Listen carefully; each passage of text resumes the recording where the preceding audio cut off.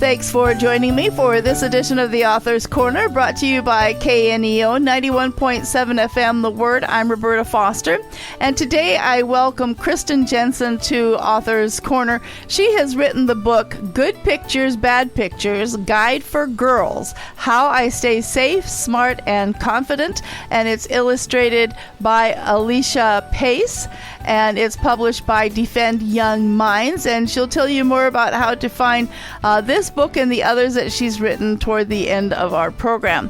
Here's a little bit about Kristen. She's the founder of Defend Young Minds and the #1 best-selling author of Good Pictures, Bad Pictures, as well as Good Pictures, Bad Pictures Junior, which we will be discussing, and you can hear that interview next week. With nearly 400,000 copies sold worldwide. Her newest title, The Good Pictures, Bad Pictures Guide for Girls, How I Stay Safe, Smart, and Confident, helps parents equip daughters to reject objectification and grow in safety, confidence, and mental well-being. Kristen, thank you so much for joining us on Author's Corner. It's great to be with you, Roberta. One of the things that I was reading about is that girls are more vulnerable to pornography than most parents realize. Tell us how your research came to that conclusion and maybe why it is, because you do a lot of talk about our brains and how they work in your books.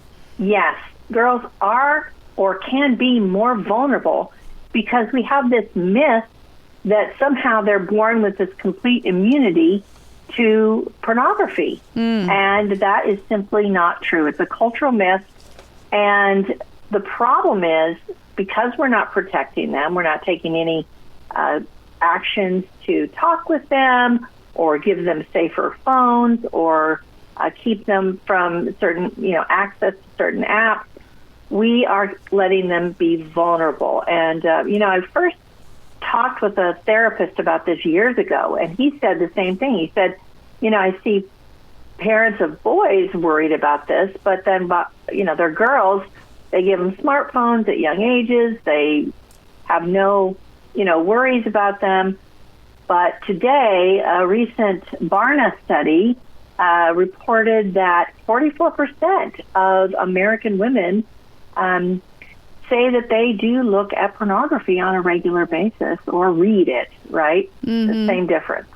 And that's why we need to make sure that we are talking to our girls about, why they should reject pornography, how it can harm them, and what to do when they see it, because it can harm their mental health, their self-esteem, and even put them in more physical danger. Yeah. The whole sex talk I've heard, I'm not a parent, but I hear that's a very difficult and challenging conversation to have. But I'm also picking up on the fact that its necessity is so much younger. And so I would imagine this kind of leads into the whole issue of discussing pornography at a younger age as well. Absolutely, because kids are viewing pornography at a younger age. They're not really looking for it, but it is looking for them. And then kids, when they see something new, they share it. And how many kids have smartphones these days that don't really have the appropriate filters, and kids can get around them anyway. So it's so important that we begin these conversations not only about sex, but about pornography, which is the counterfeit of healthy sexual intimacy, at a very young age. And, we'll talk about this next week when we talk about the junior book. But as soon as any child has any access to the Internet, they need to have a gentle warning, just like you would warn a 2-year-old not to run out into the street. You need to warn a young child about the dangers of the Internet superhighway. Yeah, absolutely. Okay, so one of the things that you discuss in your books is the whole thinking brain versus feeling brain. And so can you tell us a little bit about that? So this book really helps children protect their brains. It's brain health, it's mental health, and it is a protection against all forms of addiction. And our world is awash in addiction, whether it's substances or behaviors. So we do talk about the brain. The thinking brain is that prefrontal cortex that helps you make good decisions. It's kind of the brakes of the brain. It remembers consequences.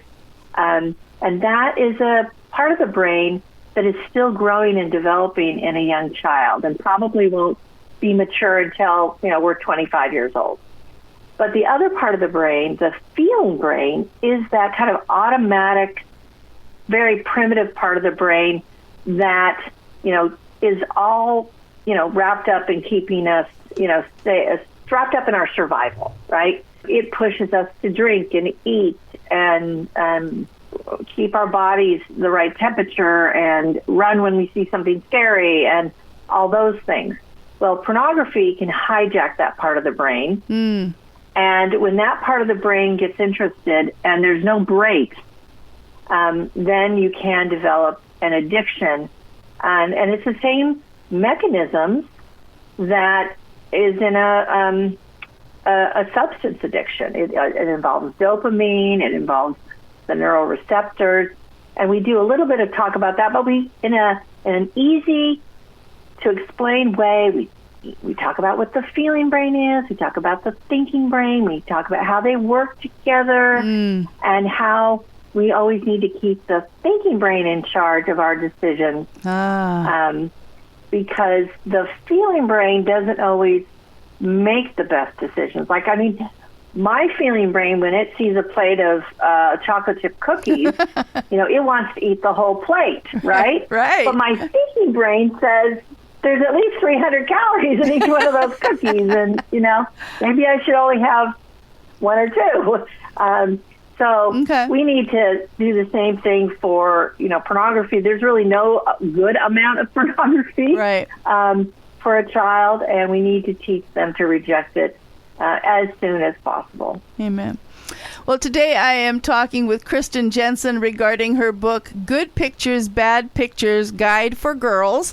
It's published by Defend Young Minds, and you're listening to Author's Corner. I'm Roberta Foster. Okay, so there's a phrase that sometimes describe girls. She's a good girl, and yet you say that is a very dangerous assumption that a parent can make. What do you mean by that? Girls are biological humans.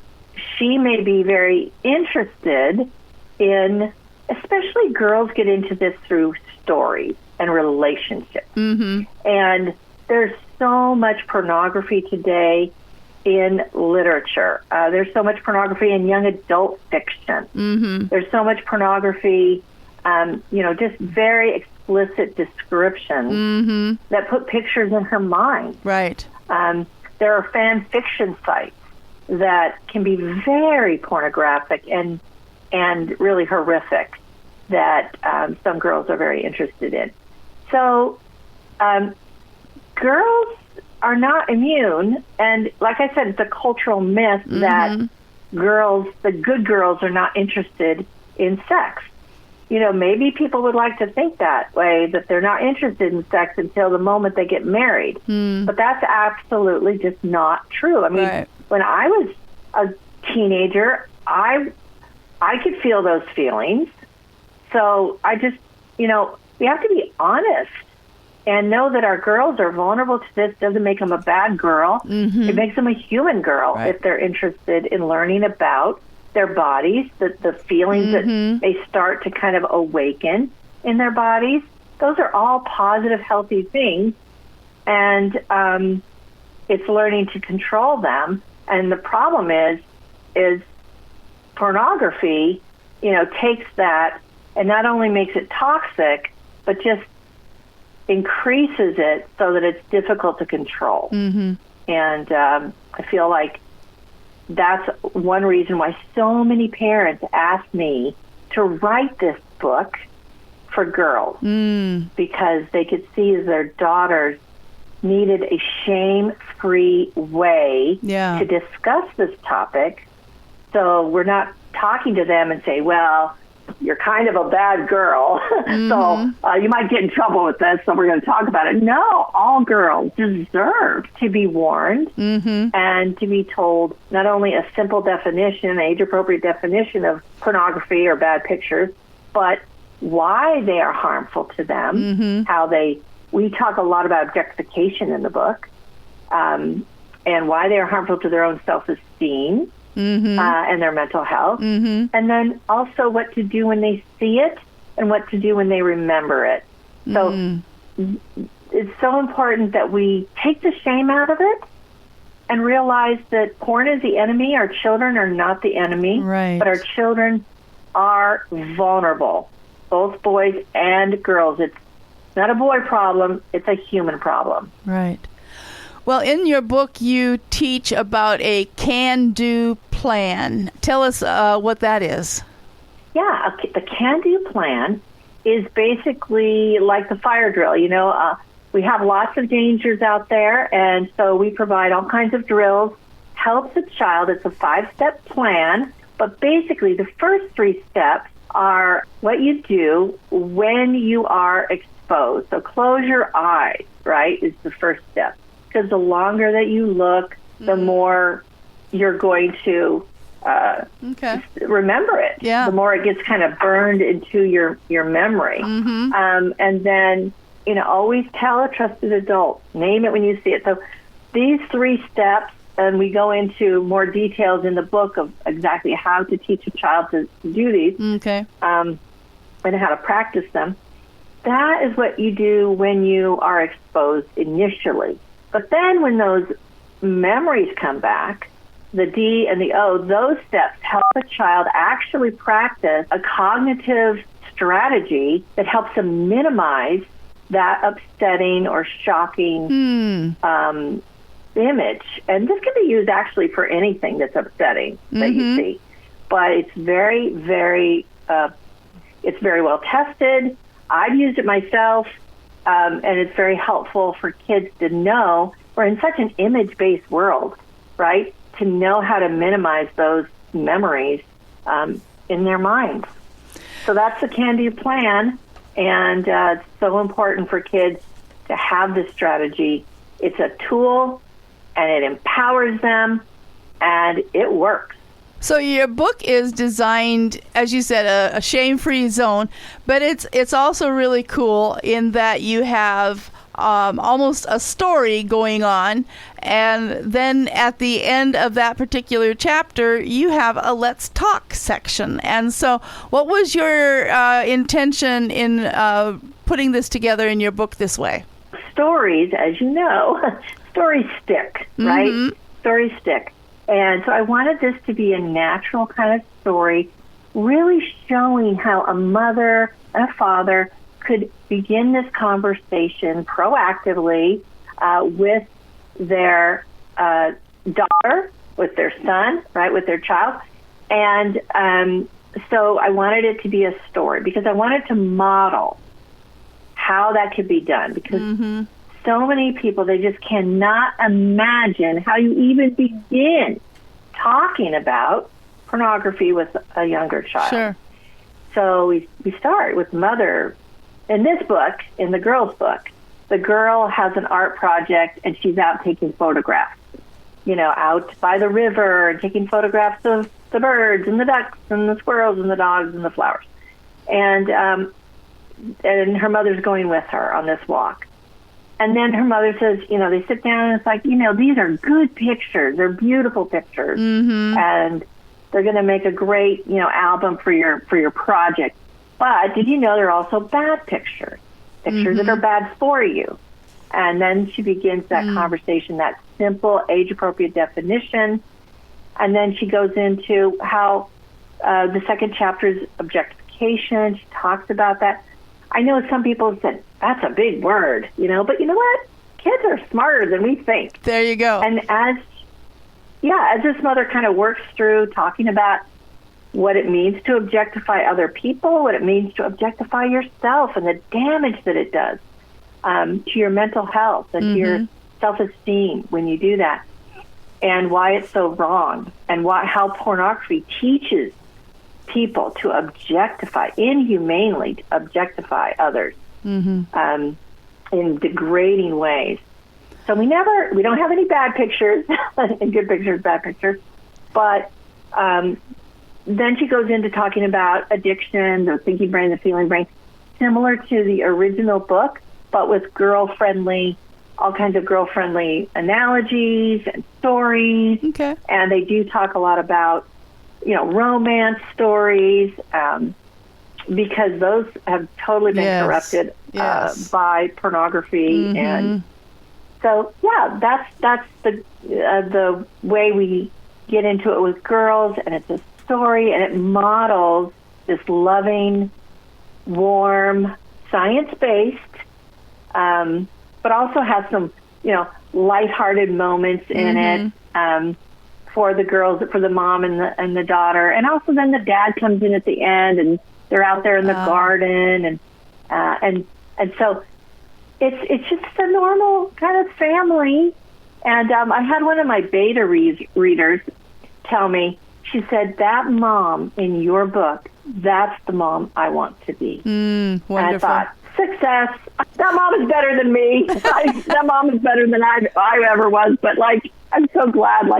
It seemed like I got somewhat of an ideal, here's a mom that loves her daughter, wants to inform her, protect her, and has a series of conversations with her. Okay. And just really quickly, what age group or when do you think it's best to start reading this book to your daughter?